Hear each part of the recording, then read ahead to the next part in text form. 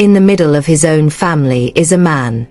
However, he is somehow unaware of the conditions that some of his own children are residing in. His voice breaks. Calm at first, then starting to falter under the burden of questions he didn't want to answer. Murmurs reverberate across the sister-wives community in the background. Words like abandonment, treachery, and maltreatment are surfacing more loudly than before. We reveal a shocking new development in the ongoing sister-wives story tonight. This is not a passive-aggressive disclosure during dinner, a spiritual marriage fight, or a property disagreement. There's more to it, something evil. His own blood relatives, dozens of children, say they have been forgotten. The thoughts of Janelle, Christine, and even some of the older kids are being expressed, creating a picture that is far worse than any of us could have ever envisioned. To top it all off, Kody Brown's response may have permanently altered the public's understanding of the kind of parent he truly is. You will have serious issues about loyalty, family, and what truly transpires when you watch this episode. The cameras have been switched off. Sister wives have always had a chaotic environment, but this is the tipping point. For years, viewers watched Kody Brown manage his relationships with 4 wives and 18 children. Now that the children are grown, they have their own opinions about the situation, and let's just say it's not good. Even ardent admirers were astounded by what Janelle said in a recent interview. Not even the state knew where one of Kody's children lived.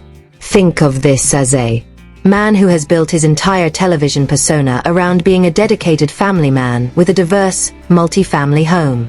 However, there is a clear flaw in this moment, which destroys the meticulously preserved image and leaves behind something unpolished, awkward, and difficult to justify.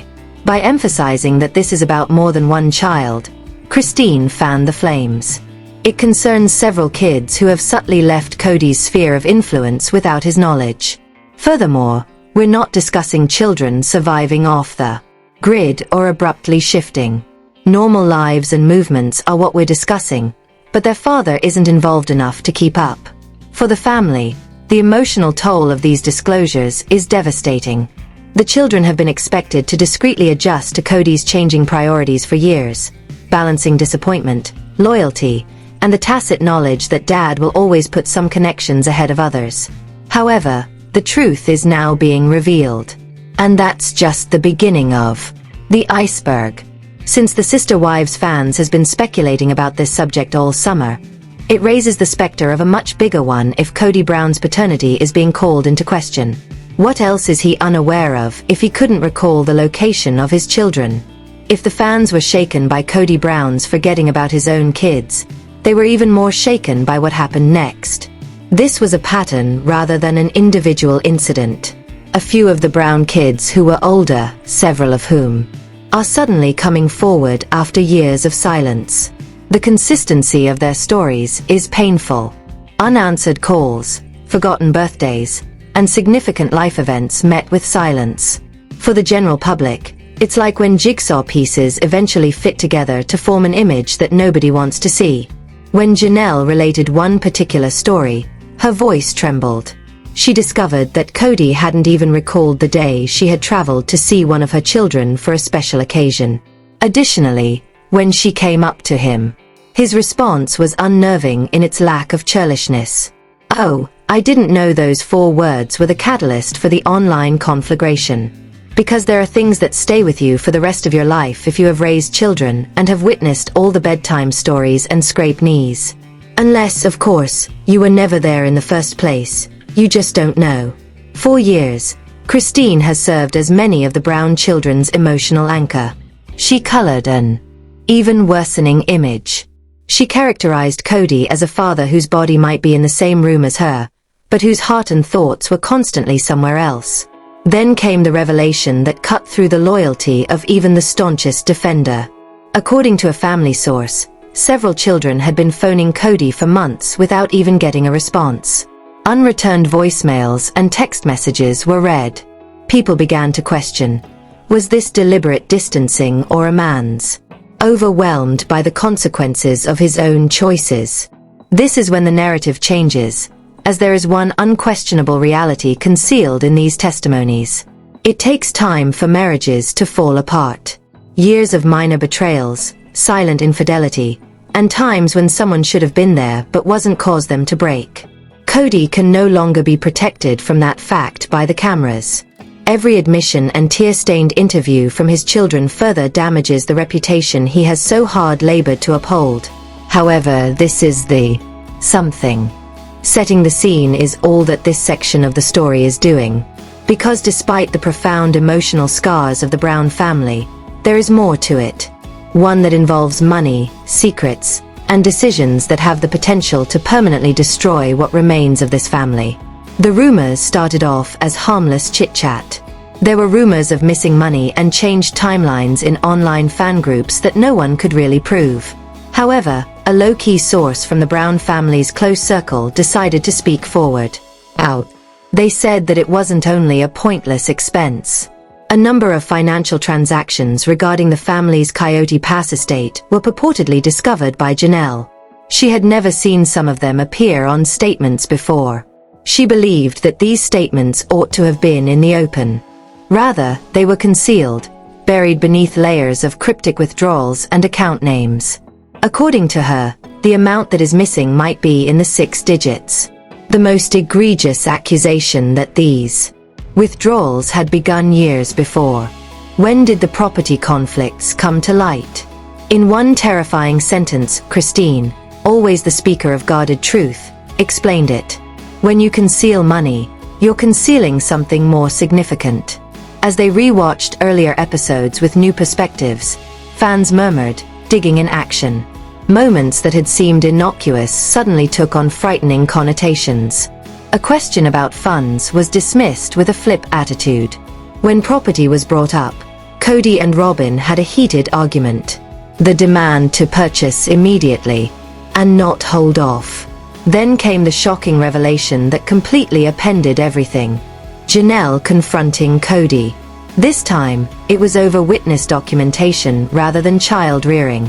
A big manila envelope was pushed across the table by her. What was in it? Copies of property documents, bank statements, and receipts. The kind of physical proof that can't simply go. Kody answered right away. His voice sharpened and his smile faded. You have no idea what you're talking about, he said. Allegedly broke. He was mistaken though, if he believed it would put an end to the discussion. Because Janelle had another item, a sheet of paper she had been saving for the appropriate time. A signed authorization document bearing his name. There was silence in the room. The family's divisions at that time were not only emotional, they were also legal. Furthermore, if the rumors are accurate, the following will not be accepted by the general population. It could end up in a real courtroom.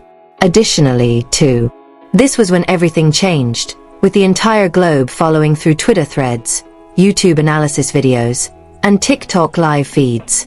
You could almost hear the tension in the courtroom vibrating through the air. Robyn Brown was the center of attention.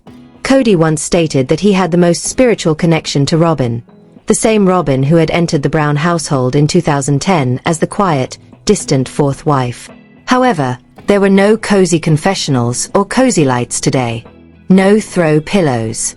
With her name on counts that threatened to destroy everything the Brown name had built, Robyn took up residence at the defense table today. The gallery shook when the court clerk's voice called out item number 47. A bulky folder moved smoothly across the table. Every sheet pointing to Robyn included bank statements, pages of unreported activities, misdirected assets, and dubious wire transfers. After adjusting his glasses, the judge started reading out loud. The quiet was so acerbic that the only noise was a camera shutter snap. Rumor had been replaced with whispers that had persisted for years, suspicions that were exchanged in Reddit threads and Facebook groups. They were proof now. Furthermore, according to these papers, the paper trail didn't start yesterday. It also went back to 2016, years after Kody and Mary got divorced formally so he could marry Robyn. That logistical marriage, which was dismissed as a basic practicality at the time, had quietly fallen behind. The background to give Robyn access to the family's lines of credit, joint accounts, and shared business interests. According to the prosecution, She not only gained access to them but also took charge of them. Funds intended for the 4 wives were misappropriated. LLCs founded under oblique names like Brown Family Holdings and Life with Robyn Incorporated, which are solely operated by Robyn, have filed over $420,000 in TLC reimbursement claims under purposefully ambiguous headings like consultation and management of family. A $900,000 Flagstaff home that was bought in 2019 and named just to Kody and Robyn was the subject of the scathing claims, while it was implied to the other spouses that the family was insolvent. 2 undiscovered LLCs are making hundreds of thousands of dollars. Luxury designer items purchased using joint credit cards, over $3,600 worth of handbags, custom furnishings, and private school tuition for Robyn's children from her previous marriage. A forensic handwriting expert disproved a fake signature on a financial management agreement. Within her, Christine's voice was harsh but calm during her testimony. I had faith in Robyn. I wanted to believe that she was looking out for our best interests. But as time went on, I saw everything come apart. In the interest of unity, she drove us away from Kody. The intensity of Janelle's words increased. I had no idea that such accounts even existed. She claimed that although we were broke, money was coming into accounts that we were unable to access.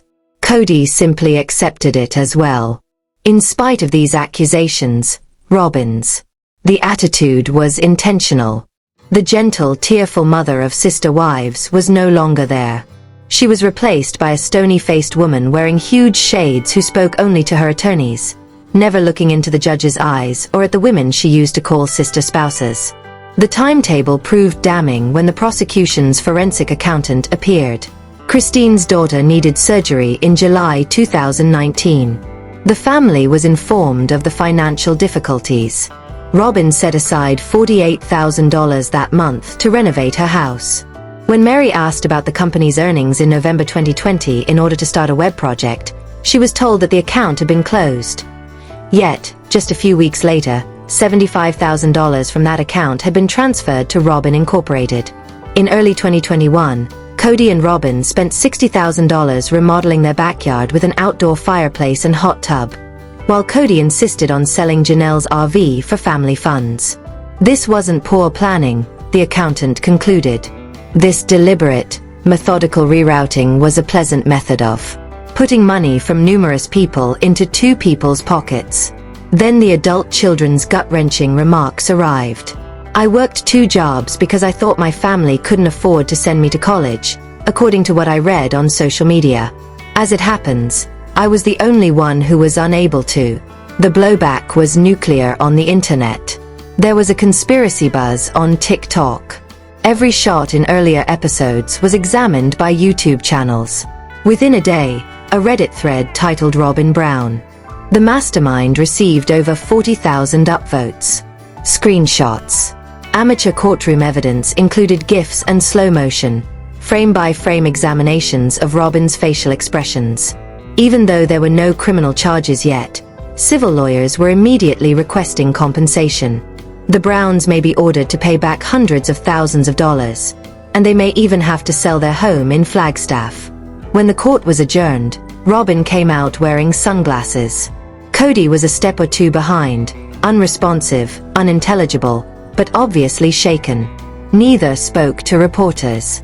Neither looked back. And the world wasn't finished with them, though. Since Kody Brown, the self-proclaimed patriarch who was on the verge of collapse, would soon be the center of attention, the hush was broken by the judge's gavel. You can now respond to the accusations, Mr. Brown. Kody stood up, fiddling with his necktie. His tone was harsh and low at first. It's not fraud, Your Honor. This is resentment. This is retaliation.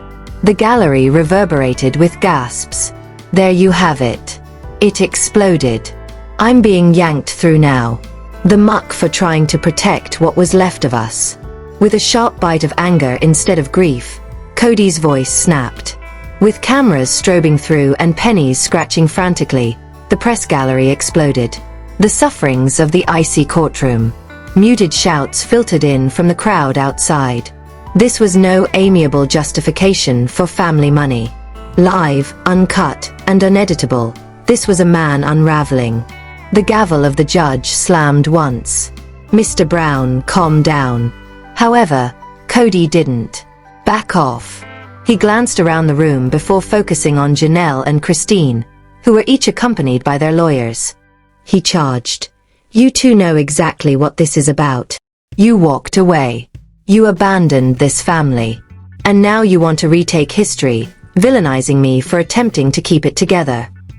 Silence. Janelle raised her eyebrows. Christine sat directly in front of them, her face set in stone. For years, viewers have observed Kody's precarious situation. Wives fighting, children in the open. Disobedience, with cash flying out their pockets. But now, without the gleam of television, the world was not seeing a leader under stress. It involved observing a man lose command of his own script. In a tactful invitation to sit, his lawyer's hand extended toward his shoulder. "No, he didn't. You know what nobody talks about." His voice soared once again. "Keeping the spouses in line, keeping the show airing, the pressure, the lies printed about me, and the labor I did to make this happen so that we could all eat. They no longer wanted many marriages. And that's all right. But don't hold it against me if I exert authority over someone. I sacrificed for this family.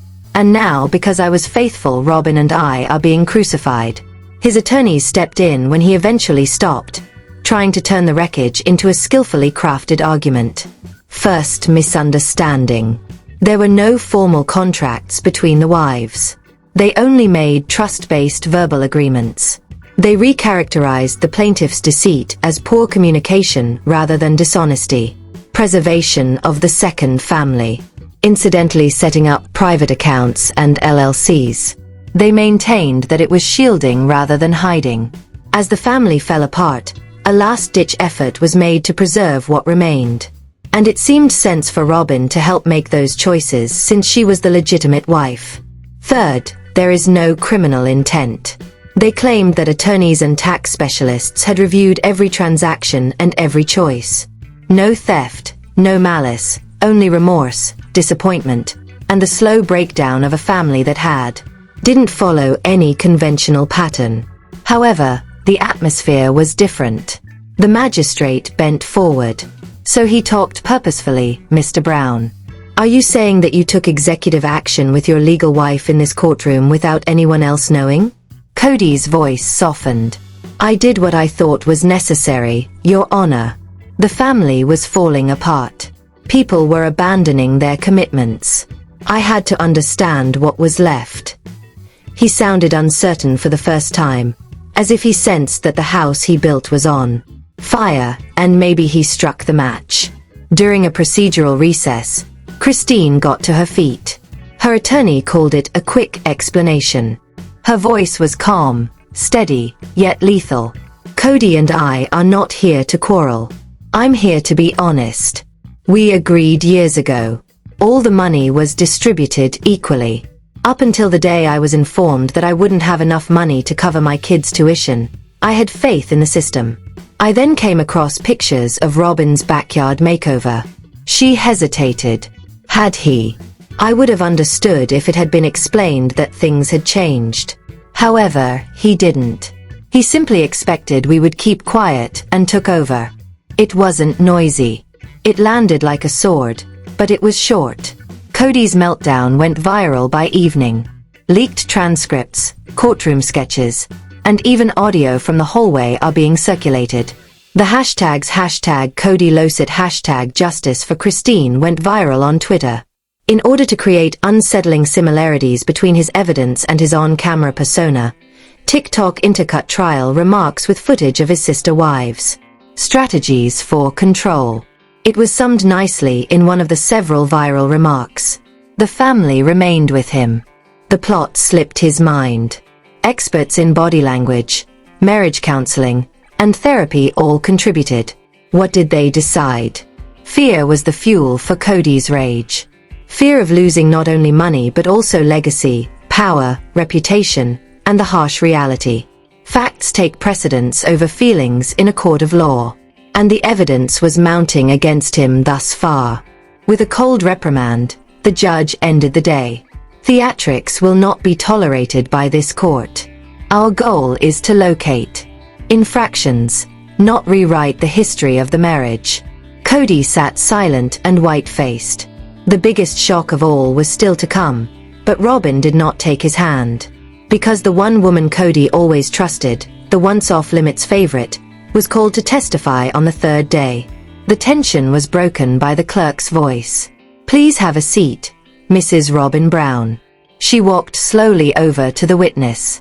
No cameras, no editing, no doovers, just stunt. And everyone in the room realized that this was the point at which everything could fall apart. For weeks, Robyn Brown hadn't said anything. So quiet that admirers began to wonder if she was planning something or keeping something secret. When she did speak, it wasn't in a prearranged press release or on television. At a sworn testimony, it was at an unexpected location. According to those familiar with the court case, Robyn was summoned in for questioning when disparities between her on-screen remarks and financial documents pertaining to the Kody Pass property fund were found. The questions were harmless at first. Signatures, dates, and sums. The tension was soon boiling, though. When Robyn was shown a transaction record that listed her name on dozens of transfers totaling tens of thousands of dollars, it was reported that her voice faltered. She asked who approved the transfers but said she didn't know the specifics. She was evasive. Too vague. She allegedly said, "I just trusted that it was being handled." However, the mood of the gathering became gloomy when they started questioning her about her personal conversations. Text messages were sent. Before the others started to wonder, she and Kody had traded them and discussed moving money. The weeks before Janelle confronted Kody were the time. Robyn checked the time.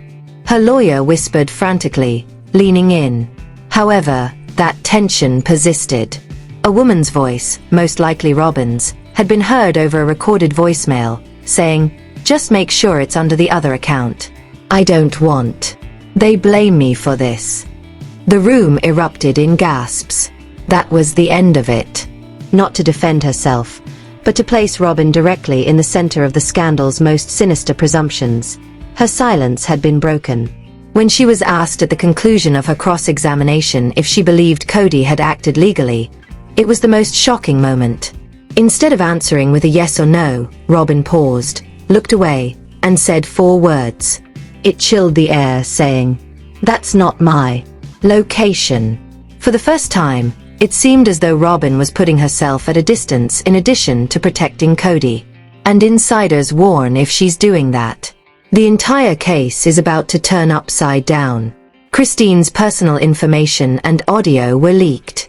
In a small but fiercely loyal Sister Wives fan forum, an anonymous Dropbox link began to circulate just when fans believed they had seen the worst of it. At first, it seemed like another fake. Screenshots with grain and rehashed rumors. However, moderators confirmed the document's authenticity hours later. The folder contained scanned bank statements, email threads, and recordings. Many had a direct connection to the joint accounts of the Brown family. However, everyone's attention was drawn to one folder. Christine is its name. Notes in private. Christine. For years, Brown had hinted that she kept her own documents as a precaution. At one point, she told TV cameras. The private notes were now open to the public. She claimed to have had page after page of conversations, accompanied by dates, times, and actual statements from Kody, Robyn, and even Mary. A yellow timeline scrawled in red ink was the most damning document. It included information about when money had been moved, who knew, and, most terrifying of all, who had given permission. At least 3 strange withdrawals were marked with the initials RB, and before I could question him, the huge sum of more than $1.7500 that Christine had written disappeared. But it was not just paperwork. Among the audio, listeners got shivers from recordings that had no title but the March 14th call. Christine's steady, deep voice was the first to speak. "I am aware of the transfer. I am aware that it wasn't for the property, Kody. A pause was followed by Kody's distinctive, icy, defensive voice. Christine, you have no idea how this works. Better still, just buy out. The sound of a phone slamming down had abruptly cut off the recording. According to reports, in a different tape between Robyn and Christine, Robyn had been. Files went viral after being overheard saying, "I warned him this would come back on us, but he won't listen." Fans deduced conclusions the family had attempted to conceal for decades by dissecting every remark and sound bite. However, the files themselves did not contain the most shocking discovery. It was the beginning. There's more, much more, and it's not just about the money, was the enigmatic message sent to a reporter, leaving one unanswered question. If financial gain is only the beginning, what's? Could it all be destroyed around the bend?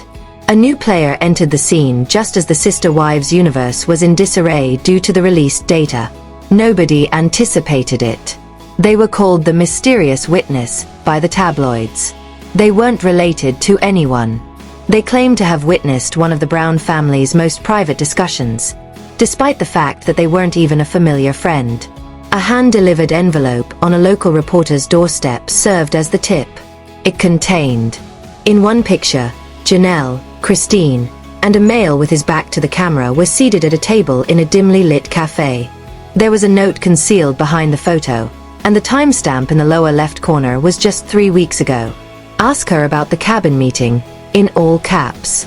She is aware of its location. At first, the picture seemed harmless. 3 people drinking coffee. However, a more thorough examination revealed anything questionable. There was a large, confidential label folder in the center of the table. Lawful. A small digital recorder with a blinking red light was next to it. According to the witness's testimony, the encounter was not informal. Evidence was being traded at a secretly planned off-the-book summit. Evidence that allegedly showed Kody and Robyn had been embezzling money for years prior to financial difficulties erupting over the property. The setting was equally stranger. Not in Flagstaff. Not in Las Vegas. A rented cabin in a fake name, miles away from any place. No signal from the cell. No digital record. They weren't even meant to be there, according to the witness. I overheard the talk and hired 4 caterers. However, the details they revealed were terrifying. It is said that Christine pushed a flash drive across the table. Before he shuts us down, Janelle leans closer and whispers something about getting it in front of the appropriate people. And the man, who is yet unidentified, only spoke while nodding. There is no turning back once this is made public. The question that was on everyone's mind for weeks was, who? Was that man a private investigator, a lawyer, or a whistleblower? No one knew until the witness dropped a final shocking clue. An excerpt of that cabin meeting's audio was leaked online. The man's voice was deep, purposeful, and urgent. The transfers are visible to me. They are harmful in addition to being against the law. Risky. The message spread over social media threads, news articles, and forums. What could possibly make transferring money risky? More significantly, why was Kody Brown so desperate? According to the witness, there is still a second half of that tape. Thus it was important to make sure no one else found out. Furthermore, it might do more than just destroy marriages if it is ever made public. It might put a stop to everything. After Robyn fainted on the stand, the courtroom may have been silent, but the noise outside was loud. Then, when the hysteria was about to run its course, something went viral online, igniting the Sister Wives controversy once more. A folder appeared on an platform for anonymous whistleblowers. Internal files do not share its name, Brown family. Of course, copies were already making the rounds on the wazoo when moderators tried to remove it. Dozens of documents, including bank records, property deeds, and scrawled notes, were found within. However, there were 2 particular things that shocked fans, reporters, and even attorneys. An audio file with the simple label cabin conversation _01 MP3 was the first. There was no mistaking the voice. Brown. Christine. She spoke in a measured low voice that seemed very serious. If this gets out, Kody will point the finger at us all. However, the numbers are honest. The money that has been transferred isn't for the kids. Then a different voice, Janelle's, cut in, anxious and sharp. Before it's lost, we need to get this in front of someone. He has already closed accounts. Next came a deep, odd voice. Once this becomes widely known, it cannot be undone. The second surprise was a PDF file containing Christine's own study findings. Notebook, scanning each page separately. Dates, numbers, account numbers, and even screenshots of checks purportedly made to non-existent businesses were all included. Additionally, Robyn's name appears in 6 separate transfers in the margins, written by Christine. Why? Fans immediately began dissecting every detail. Even before the property conflict arose, was Christine planning to sue Kody? Had she spent years gathering evidence, only waiting for the right opportunity to strike? However, the most terrifying part wasn't what was disclosed in the docs. That's what they recommended. Heavy marker was used to redact some of the notes, which contained enigmatic statements like, "too risky to publish," and "will only release if things deteriorate." Only a few hours had passed since the leak occurred before a threat was posted by an anonymous account. The worst thing is still to come. The second drop is not visible to you. The Brown family's reputation could be permanently damaged if that second decrease is real. Like a gun, the judge's gavel cracked. The courtroom in order. Although the beadam in the gallery made it clear today that it was a circus, she yelled, "This proceeding is not a circus." In the witness stand, Robyn stayed still, her eyes darting between Kody and Christine while her voice trembled. "I told you I was unaware of those transfers, Robyn. I assumed those were typical family costs." Christine's face squeezed together. "Normal. Christine.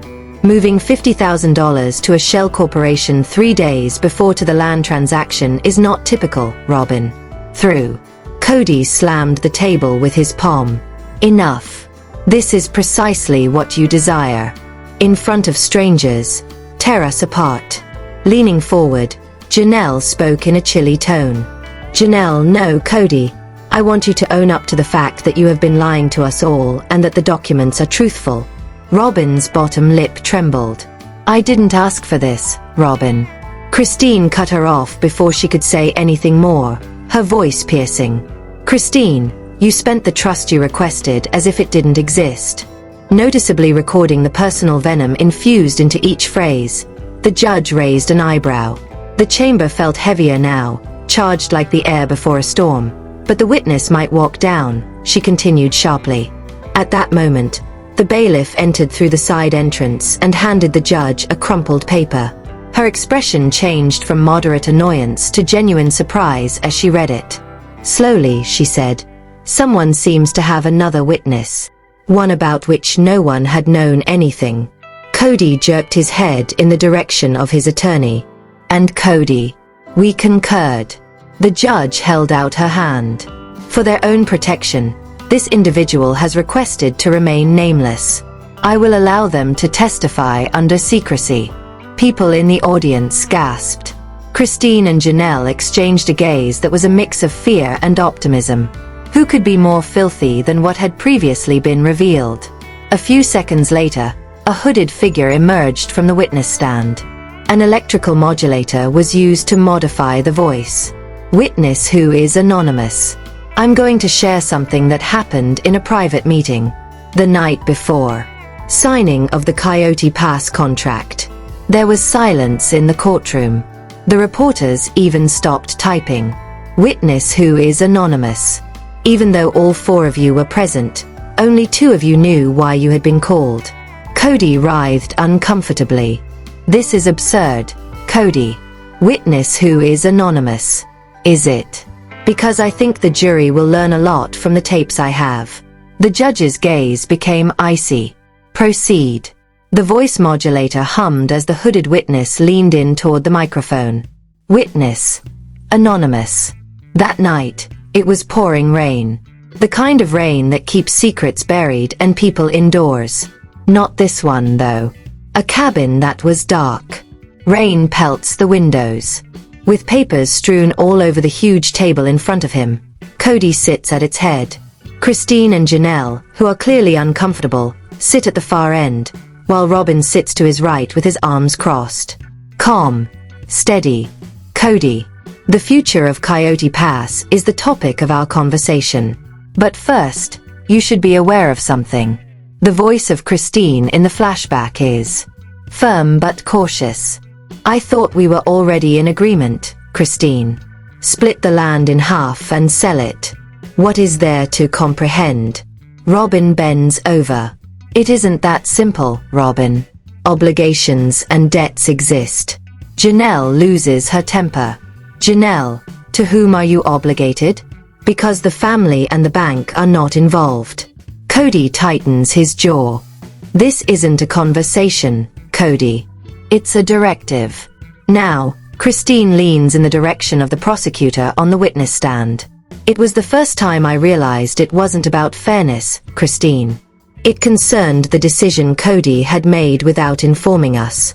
The prosecutor looks at the witness wearing a hood. Continue with the events of that evening. A manila envelope is pushed in front of Kody by Robyn. Photocopies of bank transfers, some in her name and some in shell, were found within. Business accounts. Kody whispered something to Robyn. No one can touch it after it has been moved. This flashback makes Christine's eyes wide. Christine moved. What do you say? It's family money. Kody interrupts her. Kody, I own the money. It's something I've earned. I cannot be told what to do with it by you. Let's return to the courtroom. Throughout the exhibition, there are gasps. Robyn's face flushes scarlet. That's not what occurred, Robyn. Christine cuts her off with a firm but low voice. That's exactly what happened, Christine. And a person who experienced it firsthand told the jury. As though seeing Kody for the first time between him and Robyn, the judge turns to face him. The air was enough thick to cut with a knife. Have a quick recess. She declares that this court will. However, everyone knows that this is just the quiet in the middle of the storm.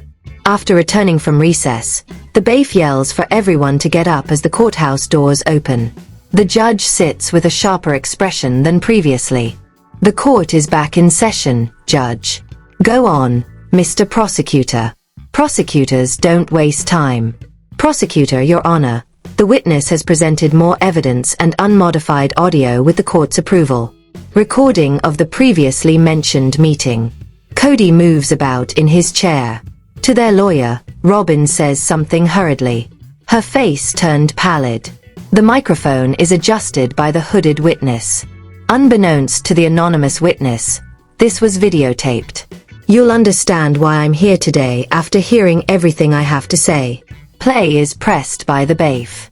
Rain, steady and faint in the distance. Kody's voice was cold and clear. Put Kody's recording in her name on the account. If they attempt to file a lawsuit, it's disappeared before they can even begin to search. Robyn muttered, her voice nervous. Robyn is recording. And unless you inform them, neither Janelle nor Christine will listen to Kody's recording. The recording has a lengthy pause. Then Christine's angry voice erupts. You moved the recording already, didn't you, Christine? Kody's voice falters into a menacing snarl. You don't know what I can do, Christine. Kody, recording. There is silence in the room. Christine looks across the room at Kody. Aisle, clutching the table's edge with wide knuckles. Janelle shakes her head and lets out a deep exhale. Is it you on this tape, Prosecutor, Mr. Brown? Kody is interrupted by his lawyer. We protest, defense lawyer. There is no proof that this recording is authentic. The prosecutor gives a faint smirk. We had it verified by a trained forensic audio specialist. Prosecutor, Your Honor. Here you have the report. The judge narrows her face as she glances down. Judge, the objection was dismissed.